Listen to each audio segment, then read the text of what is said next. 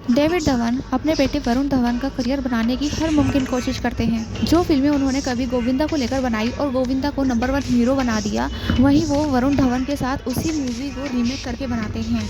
कोई movie hit हो जाती है, कोई एवरेज जाती है और कोई तो बहुत ही बुरी तरह फ्लॉप जाती है, एकदम डिजास्टर। लेकिन इस नाकामी का ठीकरा वो अपने बेटे के सर पे कभी नहीं फोड़ेंगे और ना ही वो अपने बेटे पे कोई एहसान जताएंगे, जैसे कि उन्होंने कभी एहसान जताया था गोविंदा पे।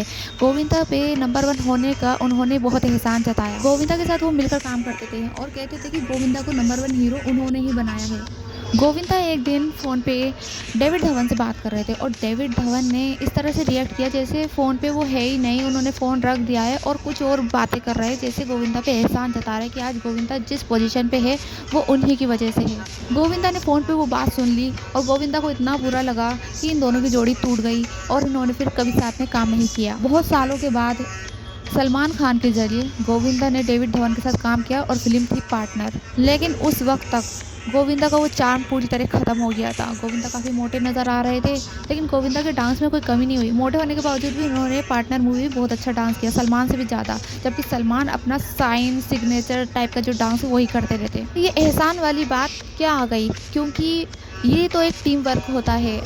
एक्टर डायरेक्टर के बिना कुछ नहीं है, डायरेक्टर एक्टर के बिना कुछ नहीं है।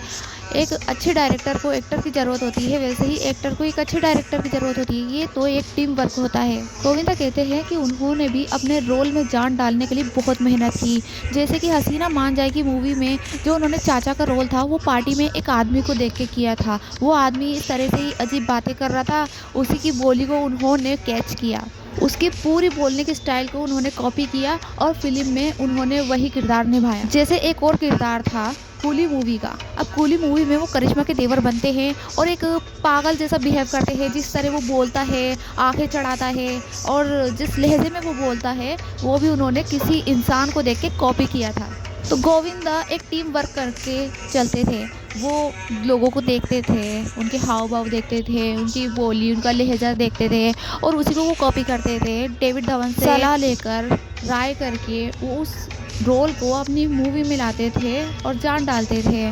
लेकिन देखा जाए तो डेविड धवन तो ज़्यादातर साउथ की या हॉलीवुड की ही कॉपी किया करते थे, लेकिन गोविंदा ओरिजिनल रोल लाते थे उनके पास। जब तक ये दोनों बराबर मिलके मेहनत कर रहे थे, इनका एक टीम वर्क था, तो सब कुछ अच्छा चल रहा था। लेकिन जहाँ इन लोगों में फूट आ गई, वहीं इनकी जोड़ी भी टूट गई और दोनों का ही ईगो दोनों की मेहनत को ले डूबा। ऐसा ही कुछ हुआ था सनी देओल और राजकुमार संतोषी के साथ। सनी देओल को लगता था कि उन्होंने राजकुमार संतोषी को हिट पे हिट फिल्में दी है, जैसे कि दामिनी, घायल, घातक, और राजकुमार संतोषी मानते थे कि उन्होंने सनी देओल को इतनी बड़ी बड़ी हिट फिल्में दी है जिसकी वजह से सनी देओल एक अच्छे मुकाम पर थे। राजकुमार संतोषी की वजह से सनी देओल का एक्शन हीरो का दर्जा मिला था। एक दिन इन दोनों का भी ईगो बीच में आ गया और फिल्म थी भगत सिंह। भगत सिंह में राजकुमार संतोषी चाहते थे कि सनी देओल उस फिल्म के हीरो बने, लेकिन सनी देओल के पास वक्त नहीं था। उन्होंने कहा कि मैं चाहता हूँ बॉबी देओल इस फिल्म में काम करे। वो बॉबी देओल को हीरो बनाना चाहते थे, लेकिन दोनों की लड़ाई हो गई इस बात को लेके। तो राजकुमार संतोषी ने अजय देवगन को इस फिल्म में ले लिया। तो सनी देओल भी पीछे नहीं रहे अपना गुस्सा दिखाने में। उन्होंने भी एक भगत सिंह बनाई। उसी दौरान दोनों फिल्मों की शूटिंग चल रही थी, 2 भगत सिंह बन रही थी और उन्होंने बॉबी देओल को लेके भगत सिंह बनाई। फिर एक तीसरी भगत सिंह और बन रही थी, शहीद आजम, जिसमें नए एक्टर सोनू सूद थे, जो साउथ के सुपरस्टार हैं और बॉलीवुड में भी अच्छा मुकाम रखते हैं और लॉकडाउन में लोगों के रियल हीरो माने गए। 3 भगत सिंह एक साथ रिलीज हुई। तो फिल्म में सबसे ज़्यादा कमाई की अजय देवगन वाली भगत सिंह ने। सनी देओल ने अपनी खुद की जो भगत सिंह बनाई थी उसमें चंद्रशेखर आज़ाद का रोल किया था और उस फिल्म की भी काफ़ी तारीफ हुई, लेकिन कमाई में वो अजय देवगन राजकुमार संतोषी वाली मूवी से थोड़ी कम रही।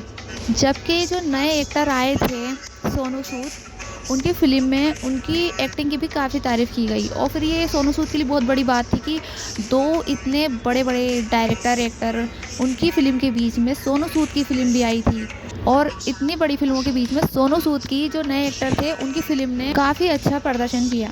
ये सोनू सूद के लिए अपने आप में ही बहुत बड़ी बात थी। तो वही बात यही है कि जब तक टीम वर्क रहता है सब कुछ अच्छा चलता है, लेकिन जहाँ ये बात आ जाती है कि ये सब कुछ सिर्फ मेरी वजह से हुआ, इंसान का ईगो बीच में आ जाता है, वहीं सब कुछ तबाह हो जाता है।